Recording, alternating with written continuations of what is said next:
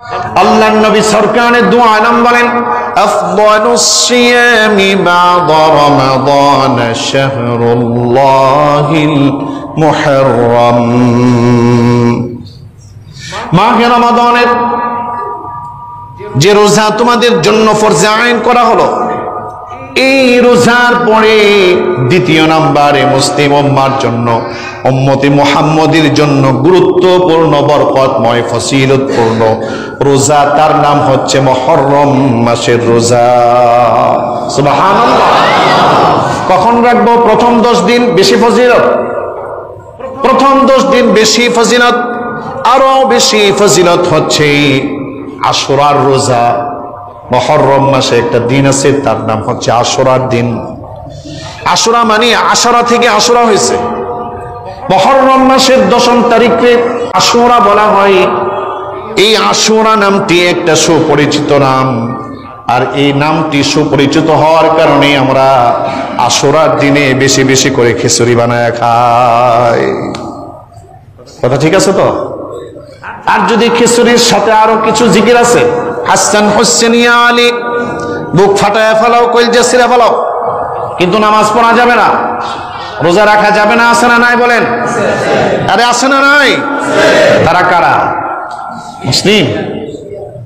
শিয়া টিয়া বলতে চাই না, তারা মুসলিমদের অন্তর্ভুক্ত কিনা সেটা বলেন।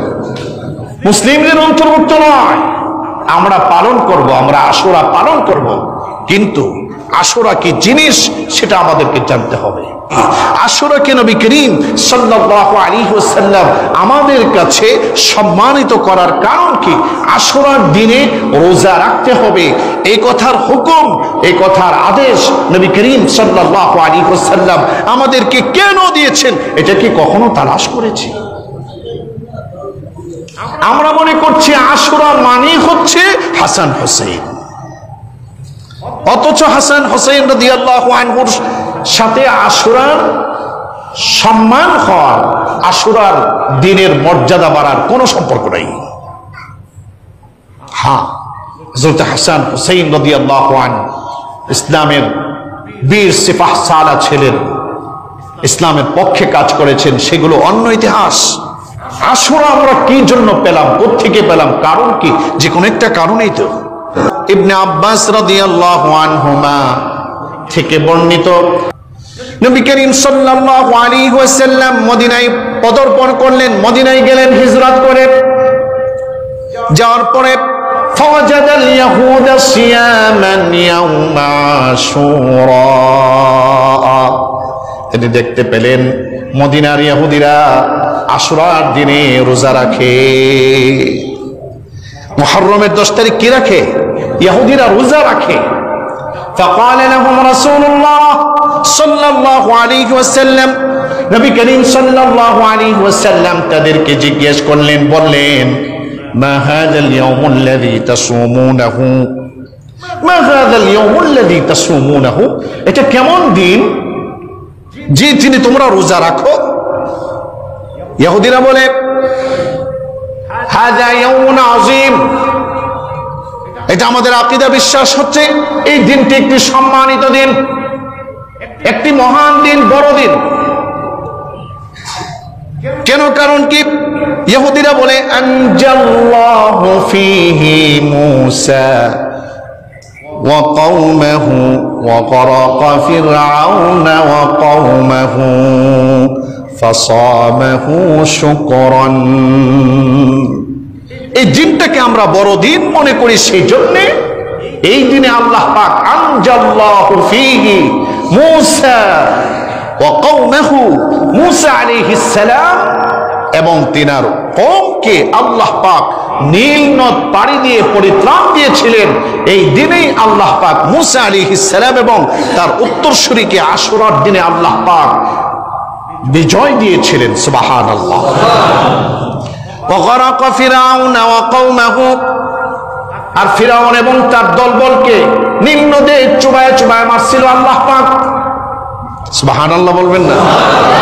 ফাসামাহু শুকরান, যার কারণে হযরত মূসা কালিমুল্লাহ আলাইহিস সালাম এই দিনটাকে সম্মান দেওয়ার জন্য, আল্লাহর শুকর আদায়ের জন্য প্রত্যেক বছর এই দিনে মুসা আলাইহিস সালাম শুকরিয়াতান আল্লাহর শাহী দরবারে রোজা রাখতেন। হুজুর এই জন্য আমরা রোজা রাখি। কিন্তু নবী করিম সাল্লাল্লাহু আলাইহি ওয়াসাল্লাম যখন আসলেন তখন কি মুসা আলাইহিস সালামের অনুসারী হওয়া যাবে? মুসা আলাইহিস সালামের বিধান চলবে? চলবে না। কোরআন যখন চলে আসলো তাওরাতের উপর আমল করা চলবে না, গ্রহিত হয়ে যাবে। বিধান চেঞ্জ। সর্বকালের সর্বযুগের মহান এক বিধান দিয়ে আল্লাহ পাক নবী করিম সাল্লাল্লাহু আলাইহি ওয়াসাল্লামকে পাঠিয়েছেন। আল্লাহ পাক বলেন, আল্লাহ ইহুদিরা বহুদিন যাবত এবং আমার পূর্বের নবী পয়গম্বর তিনি এই দিনে রোজা রেখেছেন, আর তার উত্তরসূরিরা এখন রোজা রাখছেন, আমরা কি করব? আল্লাহর সঙ্গে কন্টাক্ট হয়ে গেল নবীজির। কন্টাক্ট অনুযায়ী নবী করিম সাল্লাল্লাহু আলাইহি ওয়াসাল্লাম মদিনার মুসলমানকে নয়রাশ না করে তাদেরকে ডেকে বললেন, ইহুদিরা একটা রোজা রাখে, ফানাহনু আহাক্কু ওয়া আওলা বিমূসা মিনকুম। ইহুদিদের চ্যালেঞ্জের মোকাবেলায় বললেন, তোমরা মুসা আলাইহিস সালামের ভক্ত, তোমরা মুসা আলাইহিস সালামের যতটা ভক্ত এর চাইতে অধিক ভক্ত নিকটবর্তী এবং ঘনিষ্ঠ উম্মতে মুহাম্মদী। এটার প্রমাণ কি?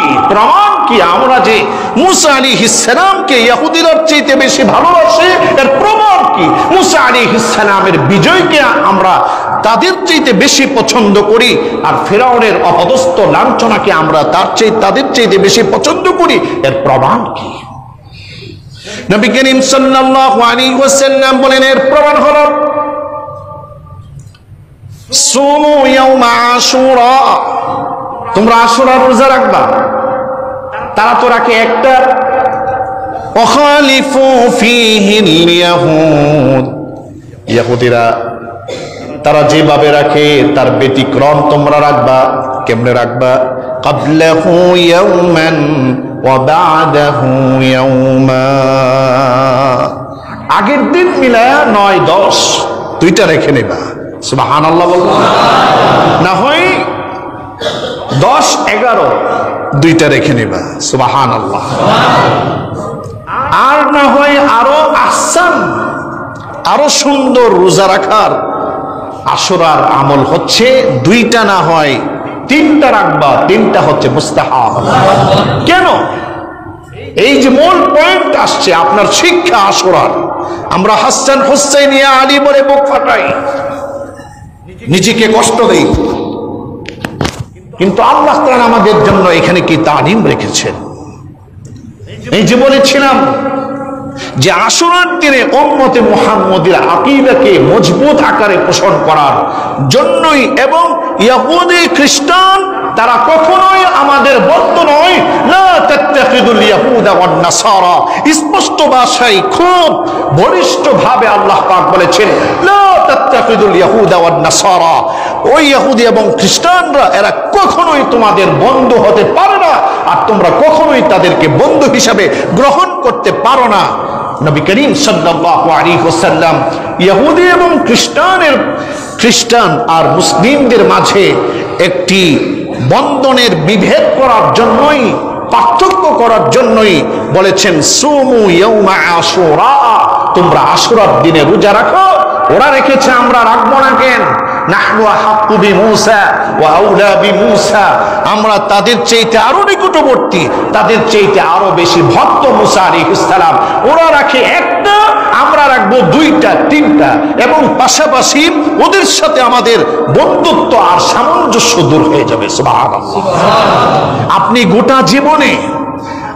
গোটা জীবনে আপনার বিবাহ বলেন, মুসলমানই বলেন, জন্মদিবস বলেন, মৃত্যু দিবস বলেন, ব্যক্তিগত জীবন বলেন, আন্তর্জাতিক জীবন বলেন, প্রতিটি জীবনে ইহুদি এবং খ্রিস্টান আপনার বন্ধু নয়, নিশ্চিত ওরা আপনার শত্রু। ওদের সঙ্গে সামঞ্জস্য করে আপনার জীবনের একটি মুহূর্ত অতিবাহিত হতে পারে না। ওই কথার চূড়ান্ত শিক্ষার সিদ্ধান্ত নেওয়ার দিনই হচ্ছে আশুরার দিন। আর আশুরার ইতিহাসটাই হচ্ছে ইহুদি এবং খ্রিস্টানরা আমাদের বন্ধু নয়, ওরা আমাদের শত্রু। ওদের সঙ্গে সামঞ্জস্য করে আমাদের জীবনের বাস্তবায়ন করা যাবে না, সে শিক্ষা দেওয়ার জন্যই প্রত্যেক বছর আশুরা আমাদের মাঝে আসে। সুবহানাল্লাহ।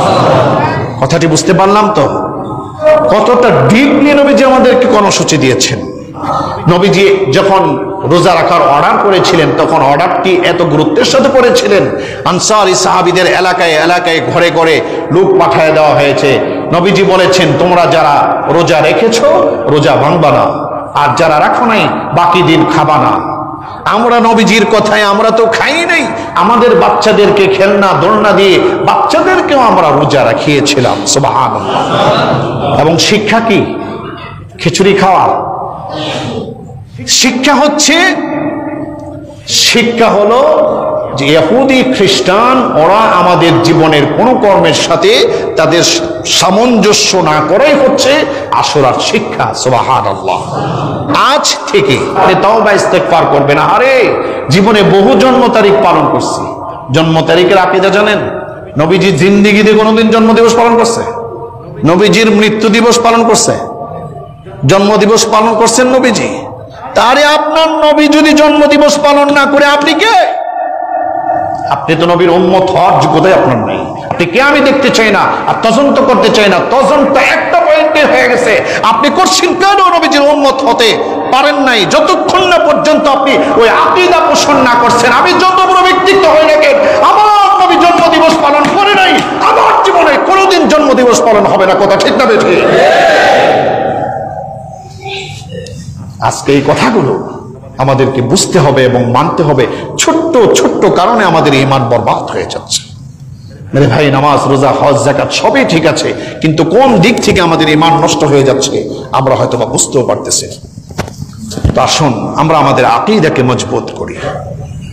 ইংরেজি বর্ষ বাংলা বর্ষ এটা নিষেধ নয়, হারাম নয়, তবে কখনোই আপনার মধ্যে ইংরেজি বর্ষ বাংলা বর্ষর চাইতে আরবি বর্ষের মূল্যায়ন, সম্মান, ইজ্জত, মহব্বত, প্রেম, ভালোবাসা কম হতে পারবে না যদি আপনি ঈমানদার হন। তো আজ থেকে আমরা মনটাকে, দিলটাকে, দিমাগটাকে, সেন্সকে চেঞ্জ করব। রাজি আছি ইনশাআল্লাহ? ইসলামিক মূল তন্ত্রের উপর জীবনকে বাস্তবায়ন করার জন্য আমাদেরকে তাদের সামঞ্জস্যের বহির্গত চলতে বলেছেন। এই দিন থেকে আমরা শিক্ষা গ্রহণ করব যে ওরা রেখেছেন একটি রোজা, আমরা রেখেছি 3টি রোজা। ওরা নওরোজ আর মেহরিজান পালন করে, গান বাদ্য করে, তুলসী পাতার পূজা করে, অগ্নি পূজা করে, ওরা ইসলামিক কালচার দিয়ে আনন্দ উল্লাস করে। আমরা ঈদ উল ফিতর দিয়ে করি, ঈদ উল আযহা দিয়ে করি, কোরবানি দিয়ে করি, নামাজ দিয়ে করি, আযান দিয়ে করি, কোরআনের তিলাওয়াত দিয়ে করি। এইভাবে করে ইসলামিক কর্মকাণ্ডের মাধ্যমে আমাদের আনন্দ উদযাপন হবে, বিবাহ শাদী হবে, মুসলমানি হবে। জন্মদিবস নাই, মৃত্যু দিবস নাই, ম্যারেজ ডে নাই, এগুলো ভুয়া। জন্মদিবস যারা পালন করে ওরা মনে করে জন্মদিবস পালন করলে হায়াত বাড়ে। তা আমি বলবো তাহলে মৃত্যু দিবস পালন করলে তোর আহাল, তোর বাল বাচ্চা আগে মরবো। আর বলে যে ম্যারেজ ডে পালন করলে নাকি প্রেম আরো বাড়ে। দেখছি তো তোমাকে প্রেম কেমন বাড়ে। যাক, আল্লাহ তাআলা আমাদেরকে সহি সমঝ দান করেন। সবাই বলুন আমিন।